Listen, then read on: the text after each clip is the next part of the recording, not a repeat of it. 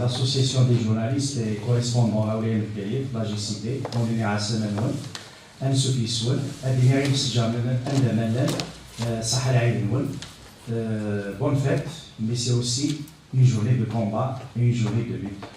هذه نعرض نمس بالأعمار بالحمار السنين عسنينك أنسو فيسك وقبل أنفذو وقبل بريزونتير مس بالحمار الطلبة الأول أنفذ دقيقة سوسمية une minute de silence à la mémoire de tous les martyrs de la profession et les martyrs de la démocratie.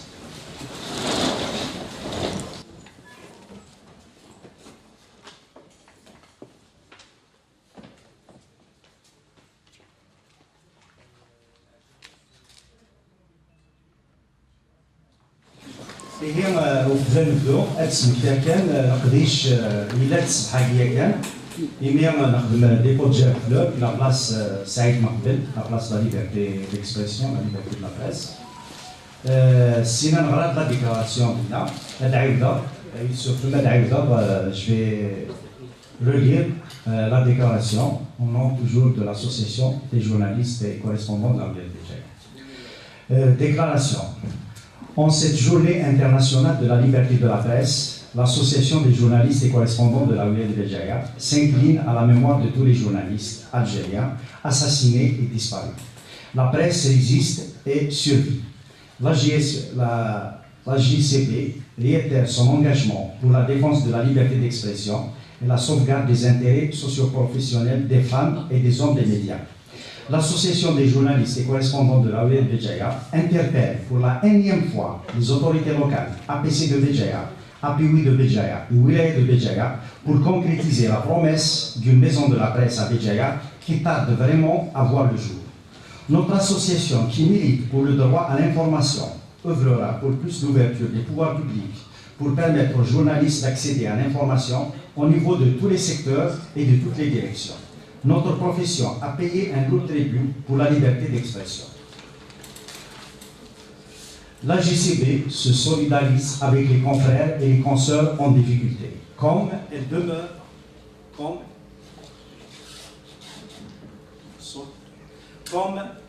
demeure un espace de libre expression et de débat. L'association des journalistes et correspondants de la Wilaya de Béjaïa souhaite bonne fête pour tous les journalistes et poursuivra son combat pacifique pour accompagner le monde organisé pour créer un développement local dans notre wilaya. Vive l'Algérie, vive la JCB, pour une liberté d'expression, pour une Algérie libre et démocratique, gloire à nos valeureux martyrs, Béjaïa, le jeudi 3 mai 2018. Je vous remercie. Je ne sais pas si on pourra rétablir le son. Est-ce qu'il y a un technicien pour le son? Hein? Sur le micro, il est en panne. Ah ouais, il est en panne, معليش. Donc, pour la deuxième fois, je souhaite la bienvenue pour Monsieur Ammar Belhaimer. Je vais essayer de vous présenter Monsieur Belhaimer, docteur et enseignant en droit public à l'Université d'Alger, journaliste, chroniqueur, éditorialiste, auteur de plusieurs ouvrages. Parmi ces ouvrages, ces derniers ouvrages, les 3 derniers ouvrages, ils sont là, donc juste à l'entrée. Il y aura par la suite une vente dédicace. Donc, je souhaite encore une fois la bienvenue pour M. Belhaimer. J'ai eu l'occasion de travailler avec lui dans le journal Le Quotidien Demain l'Algérie. C'est un grand homme très modeste. Alors, la conférence de M. Belhaimer portera sur les libertés en Algérie, état des lieux. Donc, sans trop tarder, je cède la parole à M. Ammar Belhaimer. Encore une fois, soyez le bienvenu. C'est donc à bon escient qu'on a choisi de traiter de toutes les libertés, alors que jusqu'à présent, moi je crois que c'est la 3e fois sur déjà là, on focalisait l'attention sur la liberté de la presse. Or, je crois que les journalistes ont compris qu'il est temps de sortir du corporatisme et d'admettre, même si cela ne leur plaît pas, que la liberté de la presse est indissociable des autres libertés. Et que bien mieux, je crois que le développement que connaît le monde sous le talent du néolibéralisme démontre que la liberté de la presse vient en aval des autres libertés. D'où cet intitulé qui invite à revisiter tous les chantiers des libertés en Algérie, même s'il faut focaliser sur cette liberté de la presse, puisque nous célébrons aujourd'hui la liberté de la journée internationale, la liberté de la presse. Donc on se rend compte qu'ils nuit gravement leur crédibilité et alimente le transfert qu'on constate d'ailleurs quotidiennement des lecteurs et des spectateurs vers les autres médias électroniques notamment, où ils ont l'impression d'être des acteurs, en plus d'être des sujets. C'est donc à l'aune de toutes les libertés qu'il va falloir revisiter la liberté de la presse, dont nous célébrons aujourd'hui la journée internationale. Et je dirais, en bon matérialiste que je suis, que la mère de toutes les libertés demeure, de mon point de vue, la liberté de commerce et d'industrie. Qui paye le violon choisit la musique, disait Karl Marx au XIXe siècle. Je crois que jamais il n'aura eu autant raison. Vous voyez la presse française, parenthèse, elle est actuellement entre les mains d'une seule personne, que ce soit Canal+, les journaux, même Le Monde, même Libération, Haïdri, même la télé israélienne, I24 News, tout cela entre les mains d'une personne. Après Bolloré, c'est le nouveau patron de la presse française. Donc, nous sortons d'une mystification ancienne et nous allons vers une solidarité, une somme de libertés qui sont indissociables, même si on me dira que l'expérience chinoise a démontré que le marché n'a pas besoin de démocratie. Il peut se faire dans la dictature.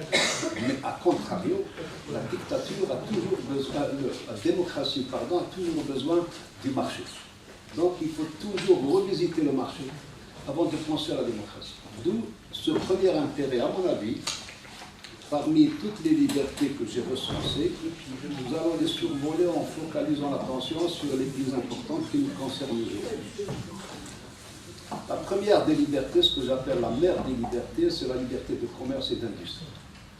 La capacité de disposer de moyens régulés, accessibles à tous pour s'exprimer. Liberté de commerce et d'industrie. Deuxième liberté qui est fondamentale également, c'est la liberté physique. On verra qu'en Algérie, cette liberté physique est fortement corsetée. On verra pourquoi. Troisième espace d'expression des libertés, c'est la liberté de l'esprit. Une liberté de l'esprit qui demeure, de mon point de vue, sous forte prééminence de la pensée unique, héritée du parti unique, à travers la liberté d'opinion, à travers la liberté de la foi, à travers la liberté d'instruction.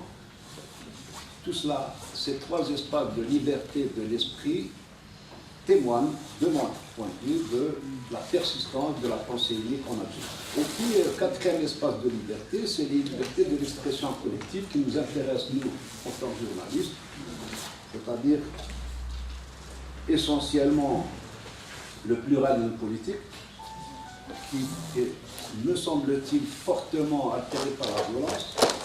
Il y a encore prévalence de la violence en Algérie par rapport à l'échange, au dialogue pacifique. C'est un peu l'objet de mon troisième ouvrage qui paraîtra la semaine prochaine à la Lèvre, dans lequel je revisite un peu le rapport de la politique à la violence dans le pays depuis 5 ans, comparativement aux autres expériences.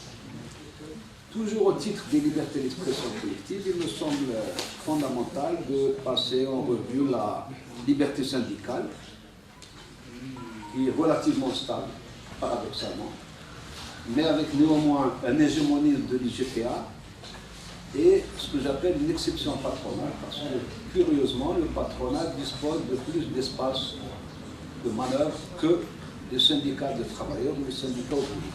Et enfin, un petit aperçu sur le mouvement associatif, puisque ça nous concerne également, à travers la prévalence du phénomène urbain dans ce mouvement et la prévalence des associations de collaboration et d'allégeance par rapport aux associations de contestation. Moyennant cela, la liberté de commerce et d'industrie est une condition indispensable aux autres libertés. Lorsqu'on essaie de la visiter à l'angle de l'histoire nationale, on constate qu'elle a essentiellement trois particularités. C'est une liberté qui est récente. On vient de la découvrir avec la Constitution de 1996.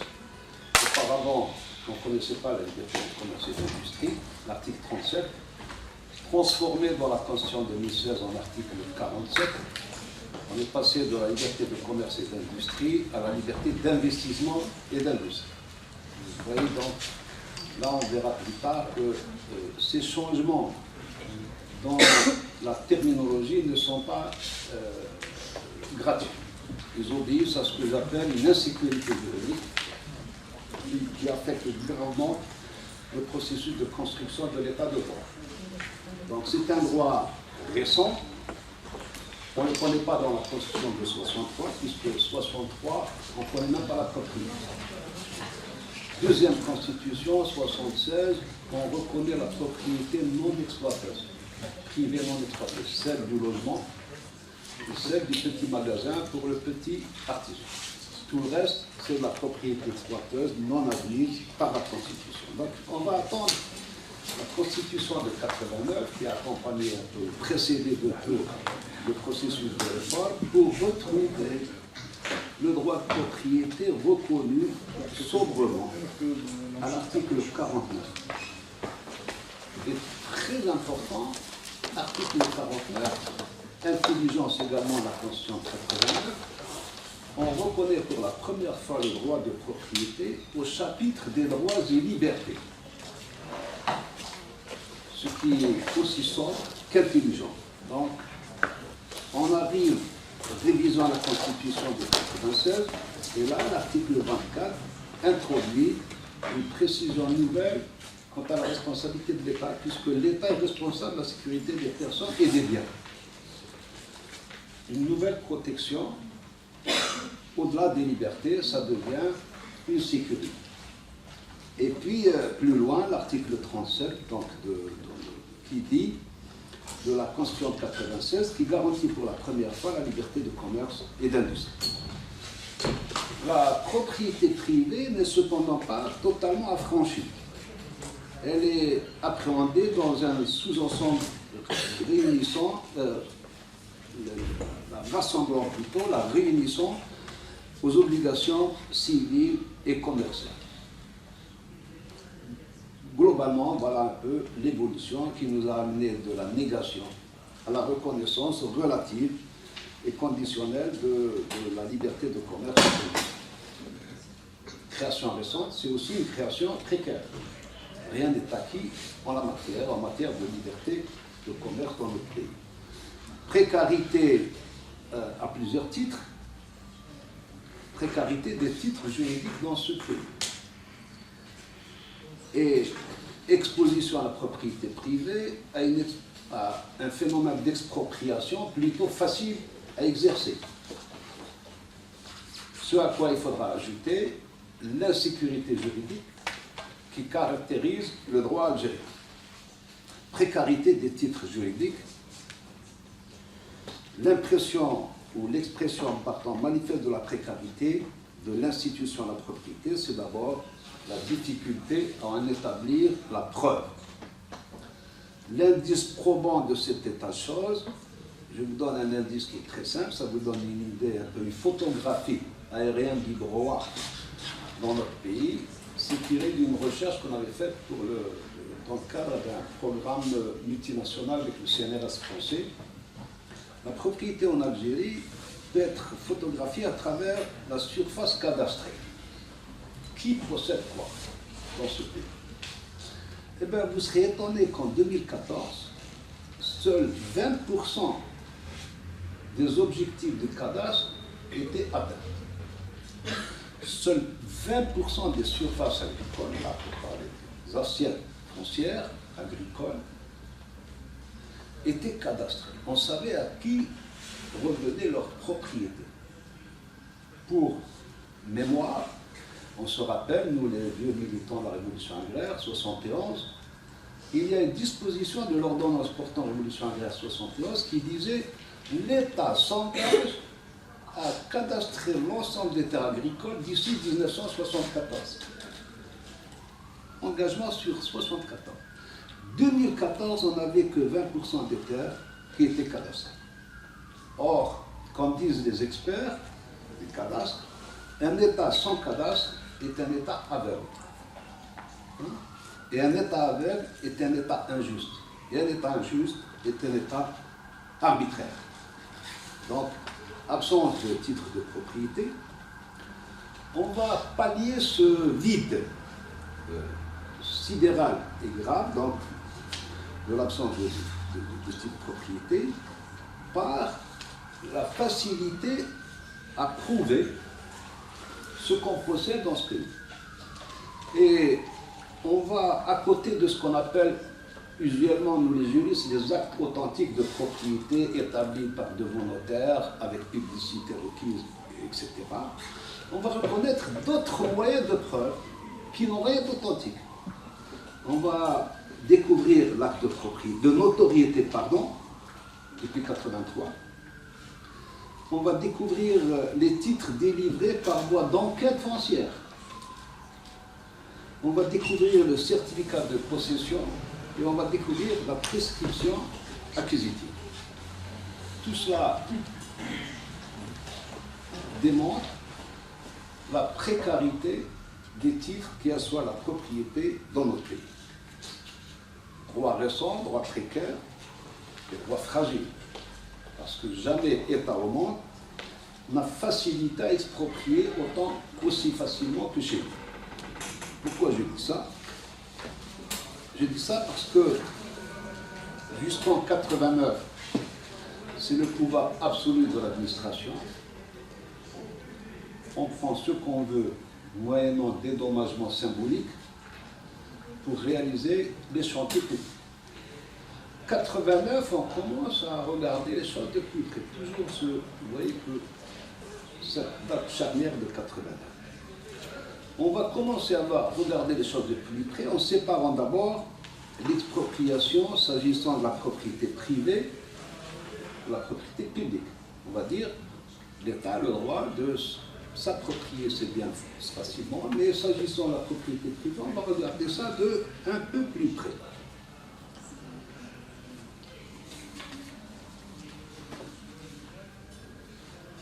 Si bien que, en application de cette préséance vis-à-vis de la propriété privée et du besoin de la propriété, on va retrouver la loi 91-11 du 27 avril 91 qui affirme un mode exceptionnel d'expropriation. On ne peut exproprier que pour cause d'utilité publique.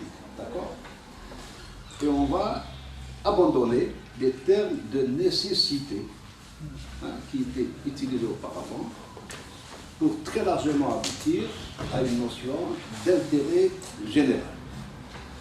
89, en réalité, a éloigné les facilités d'expropriation à la propriété privée par deux moyens fondamentaux.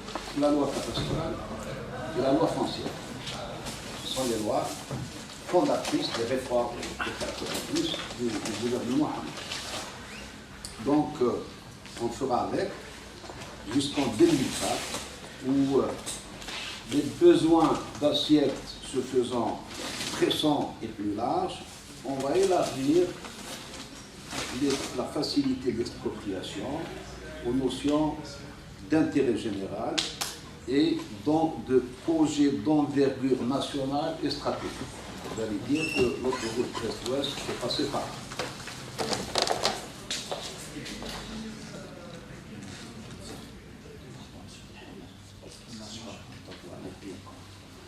Il y a droit récent, droit précaire, donc expropriation.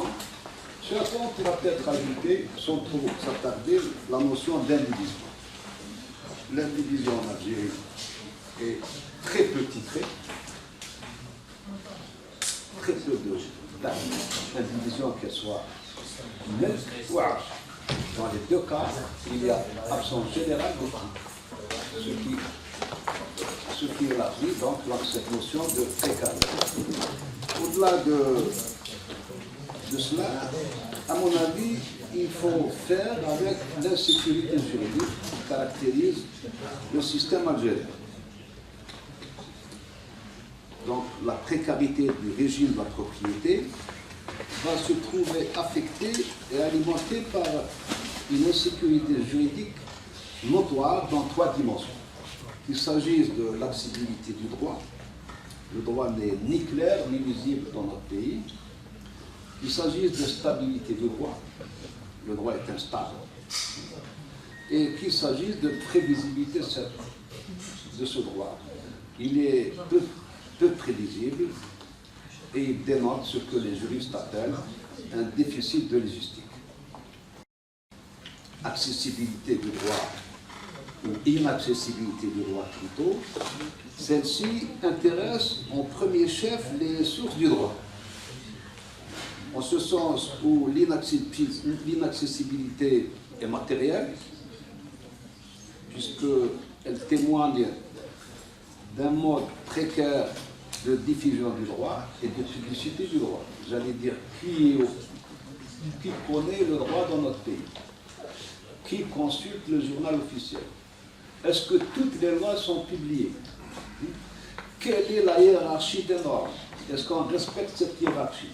Ou est-ce que, comme disent certaines recherches, nous sommes sous la dictature de la circulaire? C'est une dictature de la circulaire qui atteste du pouvoir absolu et sans retour de l'administration. Donc nous avons un pouvoir bureaucratique qui supplante tous les pouvoirs politiques, législatifs et ainsi de suite. Accessibilité également intellectuelle, l'inaccessibilité plutôt intellectuelle de la règle des droits dans ce pays, puisqu'on va se rendre compte qu'elle n'est pas toujours intelligible, qu'elle n'est pas toujours claire et qu'elle n'est pas toujours lisible. Donc, sa compréhension va décliner la qualité de droit de manière générale.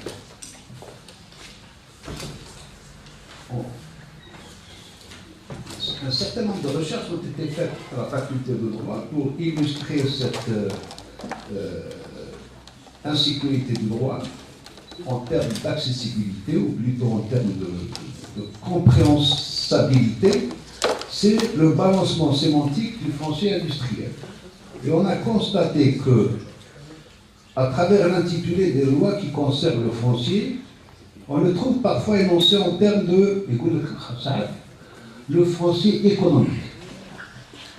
Loi de 90.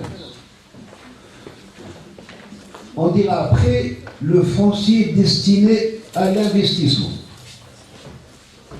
Et on dira également le foncier industriel. Trois expressions pour un même objet. Stabilité ou instabilité, donc deuxième caractéristique de cette insécurité du droit dans notre pays. Instabilité parce que nous avons affaire à un législateur qui est prolifique et versatile. Et cela a pour récompense, naturellement, l'ineffectivité de ces lois. C'est exactement le cas aujourd'hui. C'est l'exemple le plus frappant de cette instabilité, donc cette ineffectivité des lois. On fait des lois qui n'ont aucun effet. C'est ce qu'on appelle les cavaliers budgétaires. Les cavaliers budgétaires, ou plus particulièrement les lois de finances complémentaires, qui souvent, d'ailleurs c'est curieux comme processus, abrogent des lois fondamentales, comme dans le cas des investissements.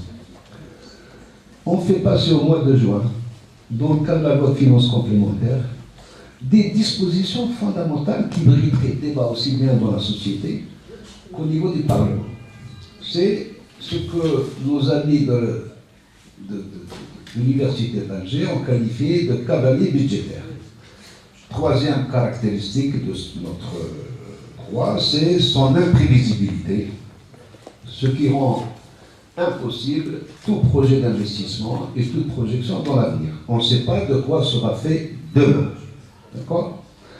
Puisque, également à la différence de la stabilité attachée au respect du passé, les lois n'ont pas à être rétroactives, sauf si elles sont plus douces. La prévisibilité des actes et des comportements concerne plus précisément le futur. Et l'idée de prévisibilité suppose justement que le droit soit accessible pour permettre aux individus de bâtir des prévisions. Et d'autre part, que le droit se montre respectueux des prévisions déjà élaborées. Le meilleur exemple, c'est ce qu'on a appelé dans les années 90 le risque de change. Je m'engage dans un projet d'investissement avec un taux de change donné, fixé par la Banque centrale. J'achète mes équipements en fonction de ce taux qui est fixé par l'État. Le même État vient 6 mois plus tard me dire non, le risque de change.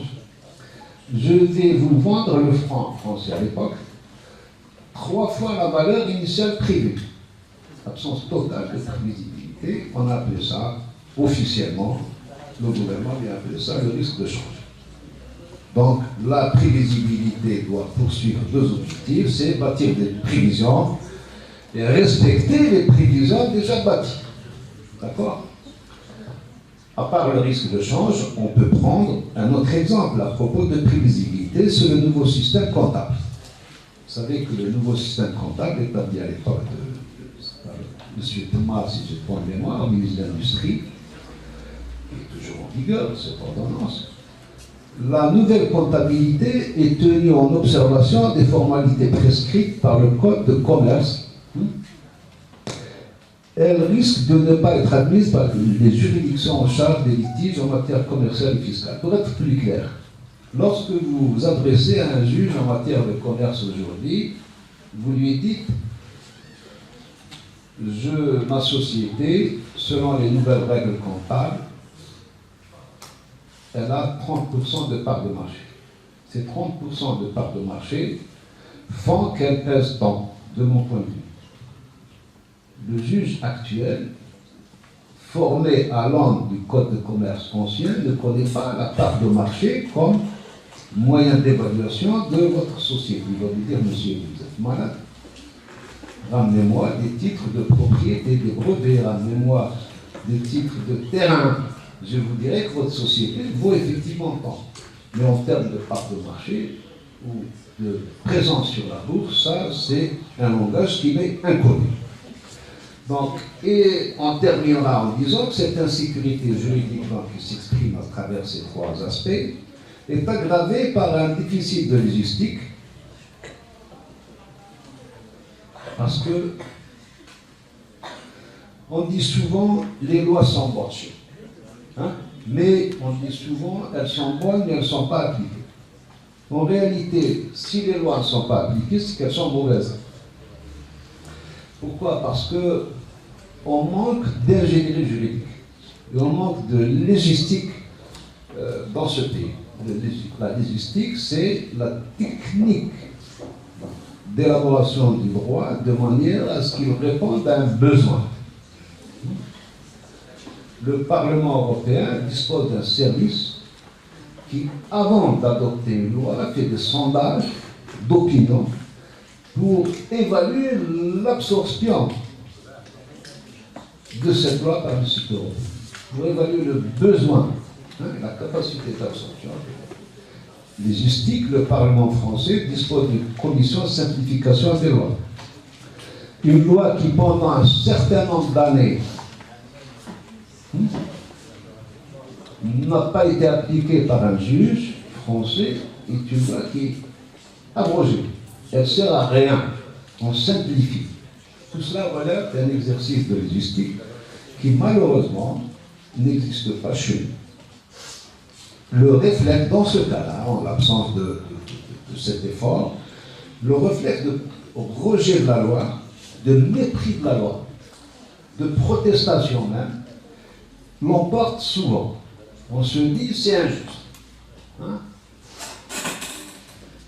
Et cela réagit sur l'état général de droit, sur l'état de droit, puisque les indicateurs de performance établis par, je prends l'ONG par exemple, World Justice Project, qui établit le rapport sur l'état de droit dans le monde, nous donne un mauvais classement, encore une fois, de notre pays, malheureusement.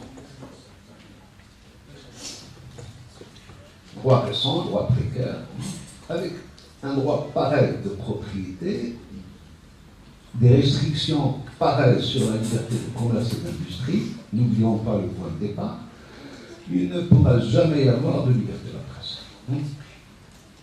On verra le résultat, il est là dans les kiosques. 60 journaux ont disparu dans notre pays. C'est un droit, troisième caractéristique, c'est ce droit de liberté de commerce et d'industrie, c'est un droit d'obédience entière. Vous allez dire, nous n'avons pas une bourgeoisie nationale, nous n'avons pas une bourgeoisie d'affaires, nous avons une bourgeoisie, ou plutôt, nous avons des grosses fortunes, plutôt qu'une bourgeoisie, qui tiennent leur pouvoir économique de la proximité avec l'État, de la proximité avec le centre de décision.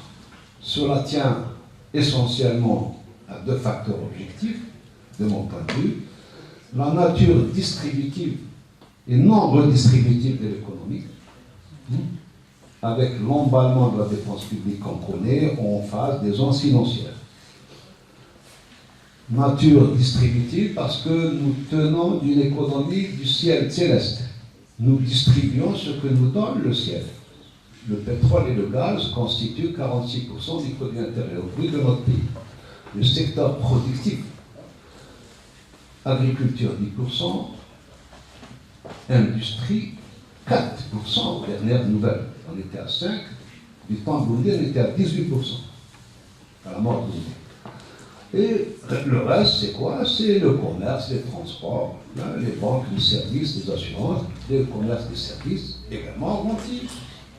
Donc finalement, quand vous faites votre compte, vous distribuez quoi? Vous distribuez le pétrole et le gaz. Et nous ne sommes pas une société redistributive, donc une société fiscalisée. Nous sommes une société défiscalisée. On n'a pas besoin des impôts des citoyens pour faire vivre l'État.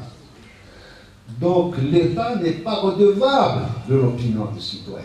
Si ce n'est pas vous qui me payez, je vais rendre compte à des gens qui ne me financent pas, mais ça n'a jamais existé. Donc je me rends compte à moi-même. Je suis alimenté par le ciel, je rends compte au ciel. Première caractéristique. Deuxième caractéristique, c'est cette faible fiscalisation de l'économie et la prééminence du secteur informel dans l'économie. Le secteur informel, vu la prééminence du secteur informel dans l'économie, nous sommes devant une situation qui menace la sécurité nationale. Quand on a 30% selon le Fonds monétaire international de notre économie qui est informelle, qui hors tout contrôle, hors toute observation, hors tout encadrement, vous êtes devant des menaces graves à votre sécurité nationale. Voilà un peu où on est en termes de liberté de commerce et d'industrie, même si, disons-le, des progrès ont été accomplis par la Constitution de 1996, qui est un peu le tournant de ce processus de reconnaissance de la place du marché, dans notre pays. Il reste naturellement à réguler ce marché.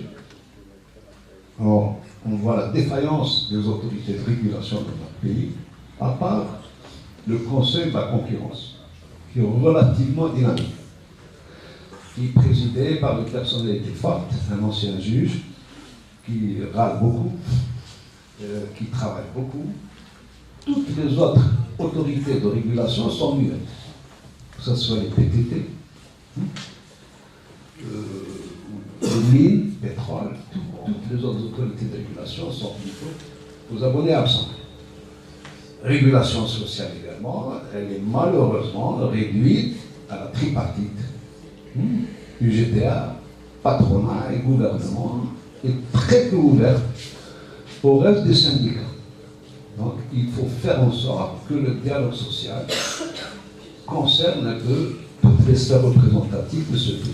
Régulation économique et sociale, donc comme condition fondamentale d'un marché ouvert et d'un marché compétitif qui n'autorise aucun monopole, qu'il soit public ou privé.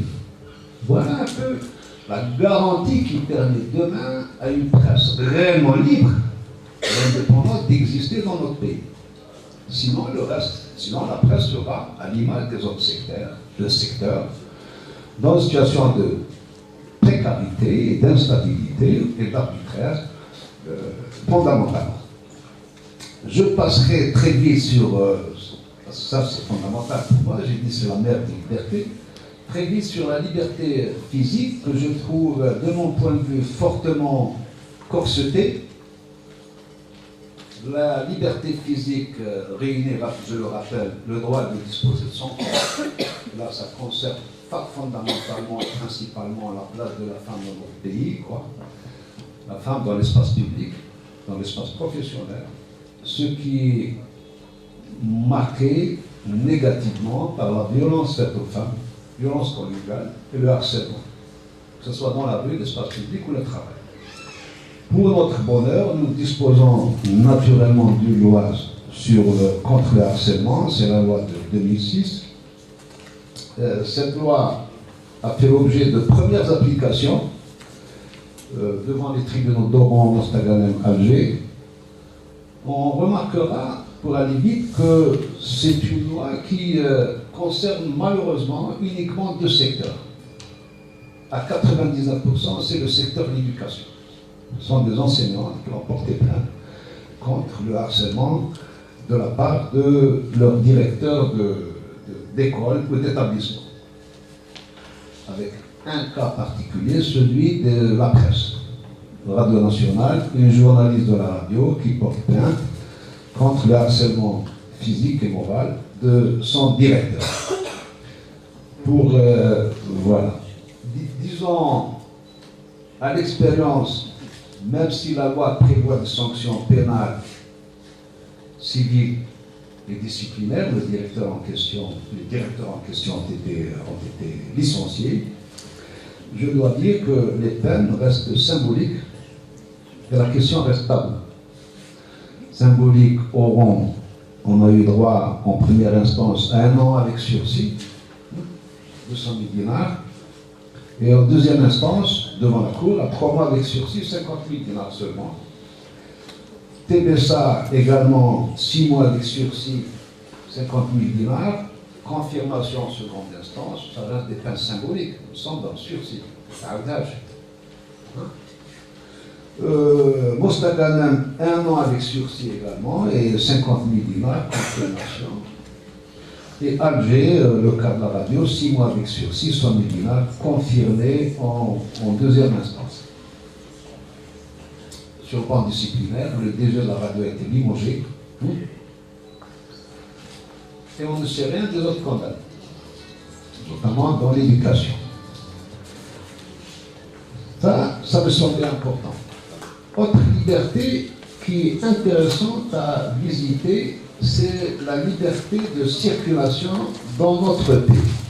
La liberté d'aller et venir. Qui fait partie de ce que j'appelle la liberté physique, le deuxième chantier des libertés. Sur ce plan-là,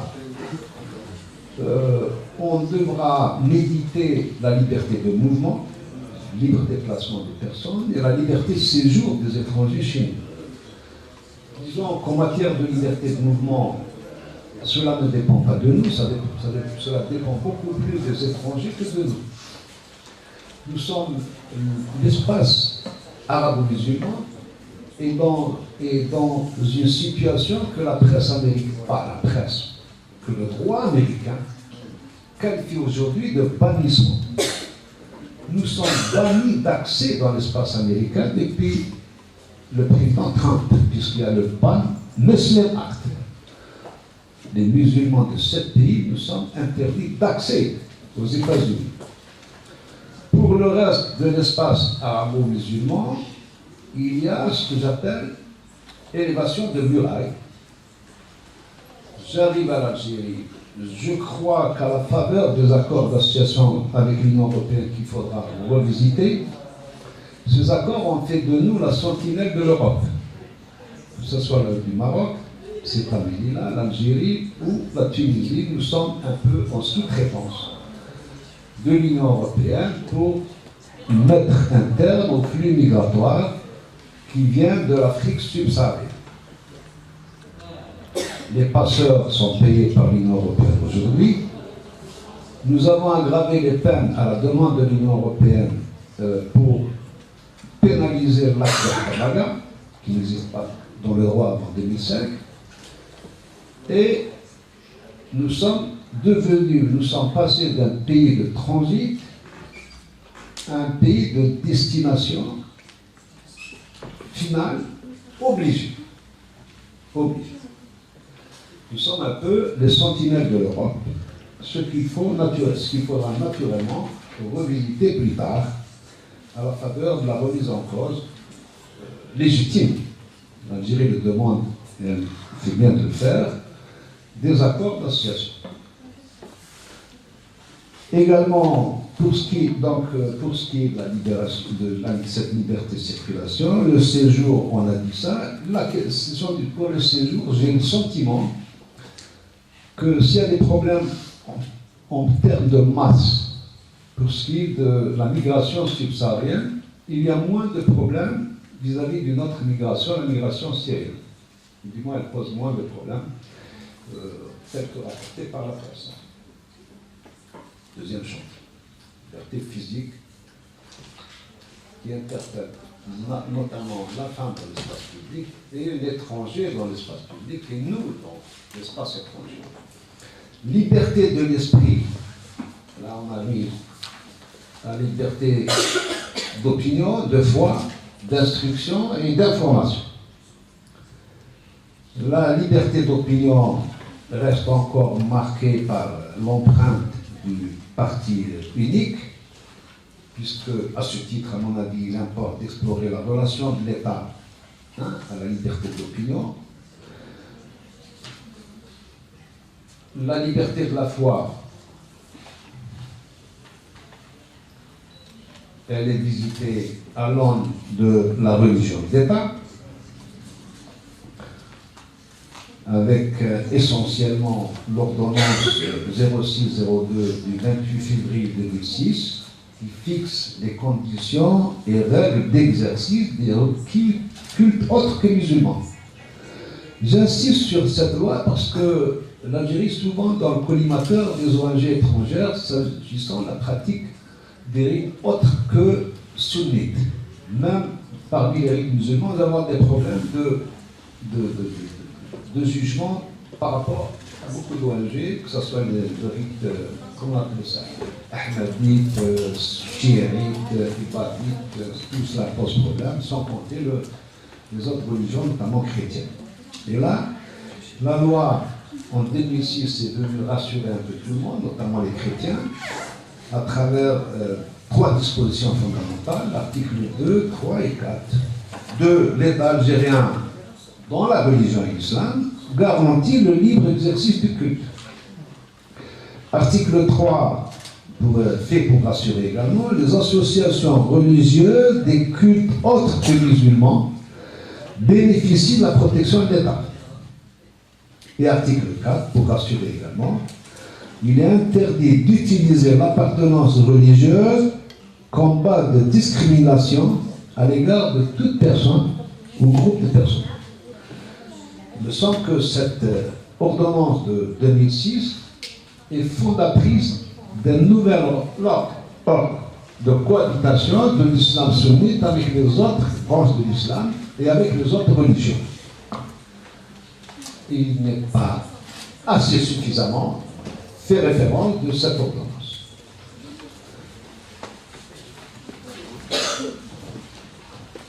Liberté d'instruction, au même chapitre, toujours de liberté d'esprit.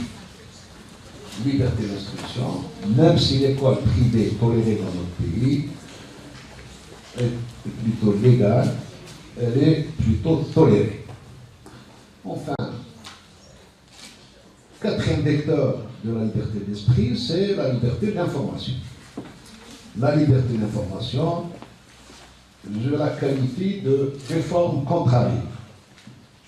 Nous avons disposé d'une parenthèse libérale, libératrice, celle de la loi 90-07, des réformes de 90, qui a constitué une presse indépendante à partir de ce qu'on a appelé les collectifs indépendants de journalistes, issus du secteur public et affranchis par l'État, moyennant un certain nombre d'encouragements, 3 ans de salaire, des locaux, un dinar le journal imprimé, la diffusion du journal, et ainsi de suite. Cette liberté a été contrariée dès 92, état de siège, d'accord, des restrictions liées à la sécurité nationale qui ont fait que les imprimés étaient sous surveillance jusqu'en 2012 où il y a un nouveau dispositif qui supplante la loi 90-07 avec une première loi sur l'audiovisuel. Puis, suivi de loi sur la presse écrite, les deux prévoient de mettre en place des autorités de régulation. Ce n'est pas fait, sauf dans l'audiovisuel, mais l'autorité de régulation de l'audiovisuel est désignée, entièrement désignée, soit par le président de la République, plus président du Sénat, plus président de l'Assemblée nationale. Chacun désigne un quota de membres de l'autorité de régulation audiovisuelle. La deuxième autorité prévue pour la presse écrite, qui est paritaire celle-là, n'est toujours pas installée. Et je pense que nous sommes en présence, dans le cadre audiovisuel, dans un secteur à prééminence du droit étranger, puisque je ne sais pas si vous le savez, toutes les télés privées qui émettent sous l'empire du droit étranger. Et que selon la loi sur l'audiovisuel, j'étais membre de la commission de rédaction de l'avant-projet de loi, toutes les chaînes sont tenues de rentrer dans le giron du droit algérien, ce qu'elles n'ont pas encore fait. Donc finalement, vous n'avez qu'un TV qui est une chaîne de droit algérien. Nous avons des chaînes de droit étrangers qui émettent à partir de l'étranger en direction d'Algérie. Avec tout ce que quelques Chemsou, je ne sais pas quoi, toute la nativité qui est déversée, eh bien tout cela n'est pas fait au nom du droit algérien, malheureusement, ou heureusement, ou fort heureusement. Et il leur est demandé une mise en conformité, moyennant cahier de charge, je ne sais pas quoi, ce qui n'est pas encore fait.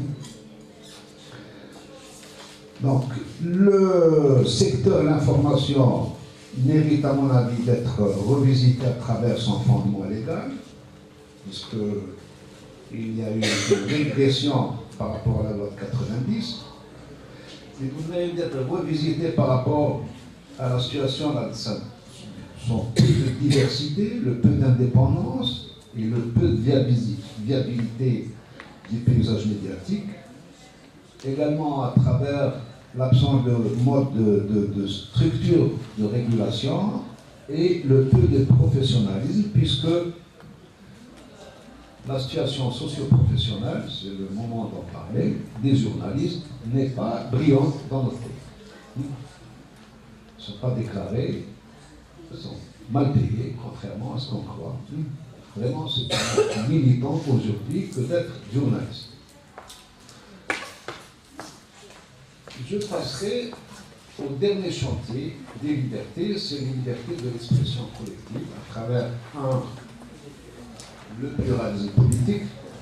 Ce pluralisme politique, on voit qu'il est globalement pour faire vivre et laisser place au débat qui est altéré par la violence. Et le foisonnement de structures politiques,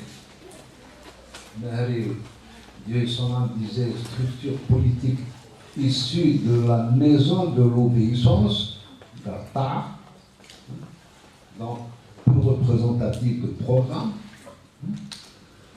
à l'exception du projet encore nationalitaire, entre guillemets du FLN, identitaire et revendicatif du FFS, du RCD, et peut-être le projet idéologique de certaines formations islamistes. Faire un peu l'inventaire de ces structures.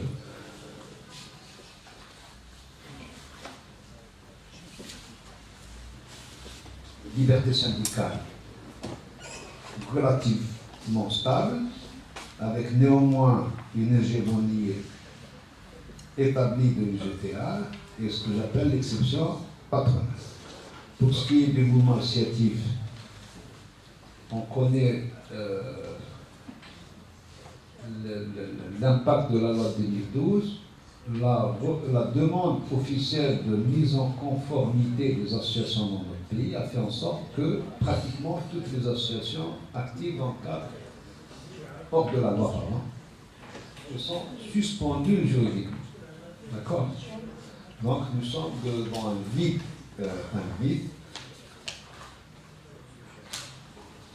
Tout cela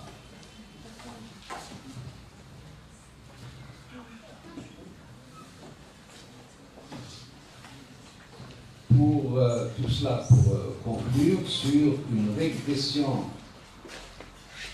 des libertés. Il faut être, à mon avis, être un peu objectif et dire que cette régression n'est pas propre à un pays donné, elle n'est pas propre à un pays. Selon l'ONG Freedom House que vous connaissez tous, les droits politiques et les libertés civiles ont décliné à leur plus bas niveau depuis plus d'une décennie en 2017. Selon toujours la même ONG Freedom House, au cours des 12 dernières années, le nombre de pays connaissant un déclin démocratique est plus nombreux que ceux qui empruntent un chemin inverse. Il y a beaucoup plus de pays qui sombrent dans l'autoritarisme que de pays qui vont vers la démocratie. Je conclurai par quelque chose qui va peut-être vous étonner. Je dis souvent, on ne peut pas faire le bonheur des gens à leur place. On va quitter la sphère académique universitaire, de jugement, pour essayer de sonder l'opinion publique. Et pour ça, on va être étonnés d'un sondage réalisé en 2014 par Arab Barometer, une initiative de mesure de la démocratie dans le monde arabe, financée par les Américains. Ce sondage a pris 3 moments, 2006, 2008 et 2014, pour questionner les gens, les Algériens, et dire pourquoi l'Algérie a échappé au printemps arabe. 5 grands enseignements ont été tirés de ce sondage. Un, en 2014, pardon. Les Algériens soutiennent une amélioration de la situation de leur pays. Les emplois administratifs, l'ADN, les subventions, les transferts sociaux sont passés par là. Ça, personne ne peut le dire. 12 milliards de dollars de transferts par an, ça pèse. Plus d'1 million de création d'emplois administratifs, ça pèse. L'ADR qui vous donne un droit au logement effectif 10 ans après, vous calme un peu, vous donne de l'espoir. Premier constat. Deuxième constat, les Algériens sont majoritaires dans leur appréciation positive de l'action des pouvoirs publics. Troisième conclusion, les Algériens sont plus nombreux à soutenir vivre dans un état de droit et de liberté. On n'a pas la même appréciation de l'état de droit et de liberté. Le sondage, impute ce sentiment à la levée d'état d'urgence en 2011 et à une série de mesures relatives aux entreprises, aux médias et aux partis. Là, on dira aussi, c'est un peu la commande publique qui donne ce sentiment d'assurance. Quatrièmement, les Algériens sont très peu nombreux à adhérer aux activités des partis politiques.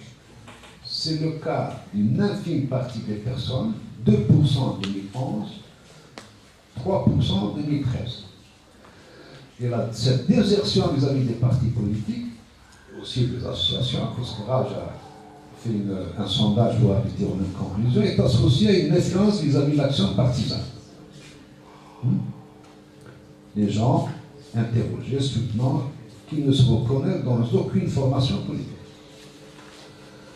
Et cinquième conclusion, de plus en plus, elle est importante celle-là, d'Algériens trouvent plus sage de séparer les sphères religieuses et politiques.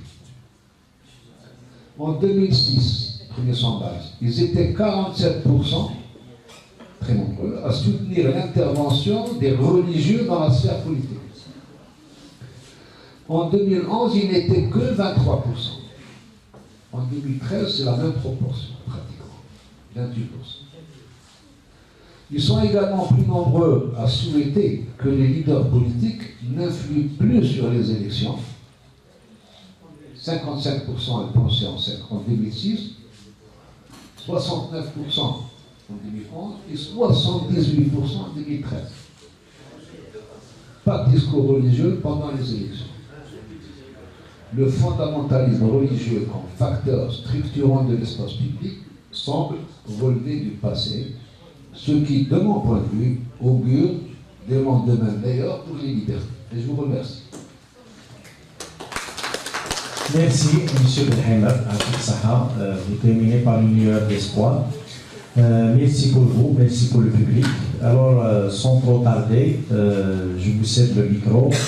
On va ouvrir le débat. S'il y a des questions, vous serez les bienvenus.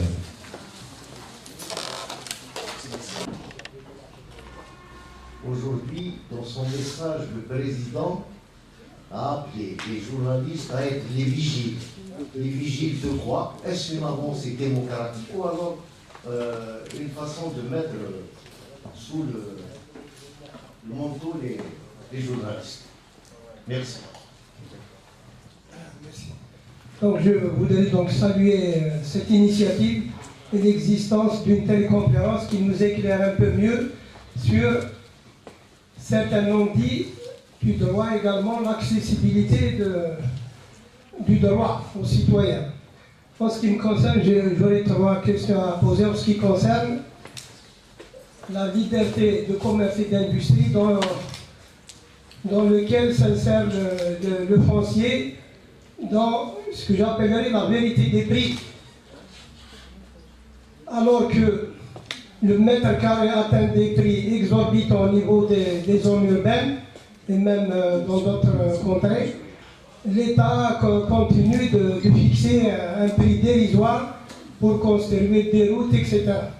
Donc il me semble qu'il faudrait revoir tout ça de façon à ce que l'administration ne se prévoile plus des problèmes d'opposition, notamment en Kabylie. Deuxième problème, il me semble, il est lié à la qualité de la formation. Quand on parle du droit à la formation, ce droit est reconnu, mais une formation, je dirais, de qualité. Pour cela, donc, il faudrait certainement revoir les paramètres, des paramètres financiers, à savoir les frais de scolarité. Également, c'est lié. Le SMIC et le montant des bourses qui sont attribuées, qui est réellement dérisoire si on compare ce montant à celui des années 70. Le troisième point, il est relatif à la loi sur la publicité. Actuellement, tout le monde sait qu'il y a une sorte de monopole de la NAP, il y a une redistribution pour la presse d'allégeance. Je vous remercie. Question.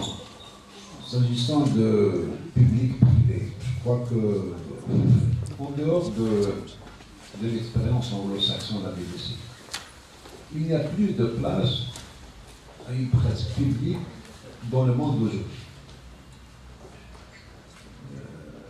Nous voyons que depuis les années 90, le néolibéralisme a fait table rase de tous les instruments de régulation dont faisaient partie des organismes qu'on a diffusés, comme une presse publique, comme étant garante, c'est-à-dire de l'accès des citoyens à l'information.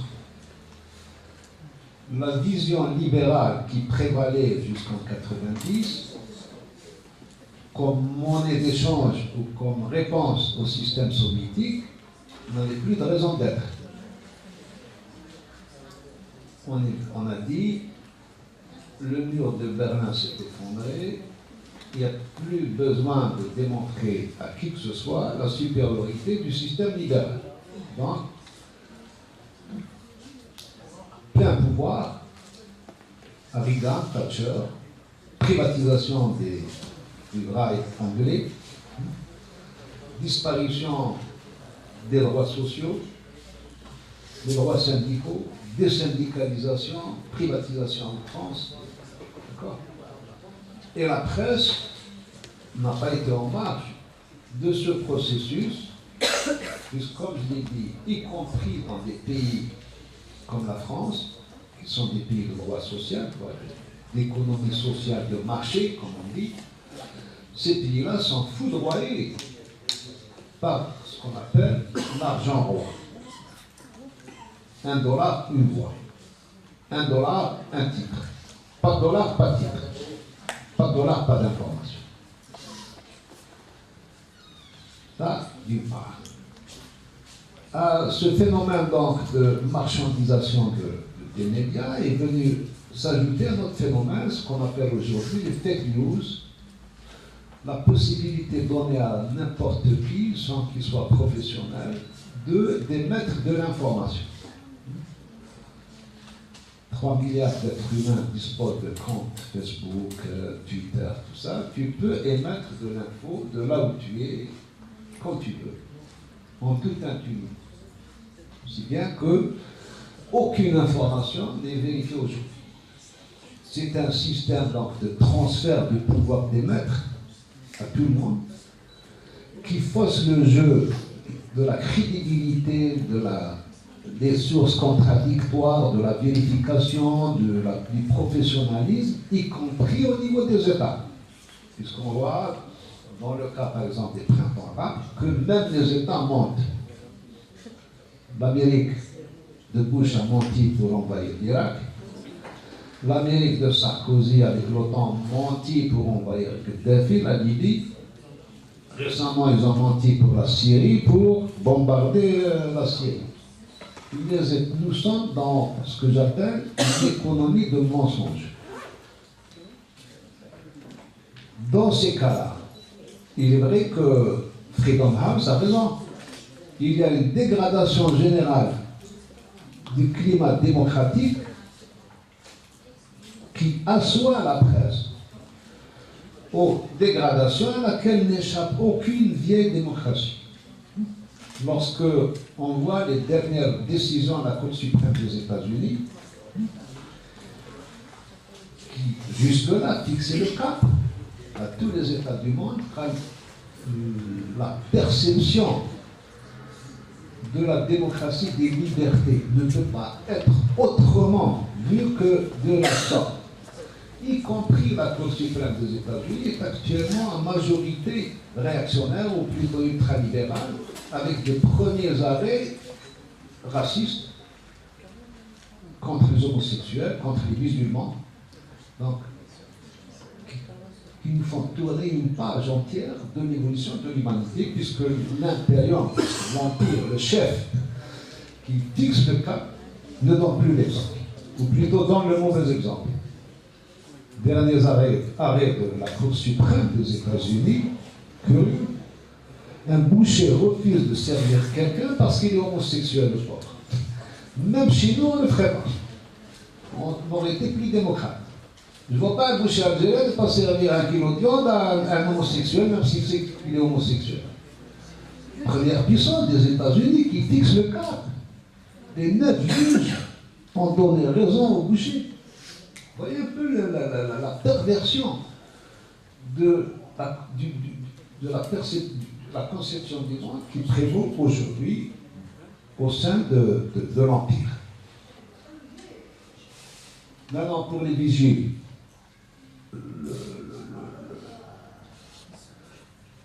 pourquoi pas? Je veux bien que la presse soit vigile, que la presse soit sentinelle des libertés et de la démocratie, pour peu qu'elle dispose des armes requises pour le faire, et pour peu qu'elle dispose des prérogatives requises pour le faire.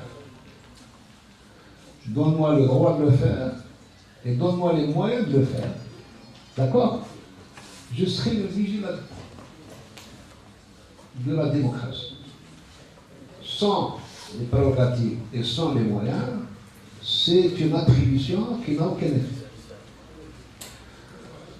Sur l'expropriation, je suis d'accord, la facilité avec laquelle l'État exproprie est connue, mais là, quand même, elle subit de plus en plus de restrictions.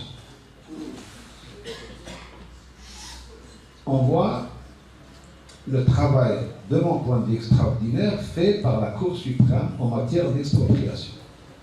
En général, avant l'administration, si elle te donne une contrepartie, une indemnisation, comme on dit, d'accord.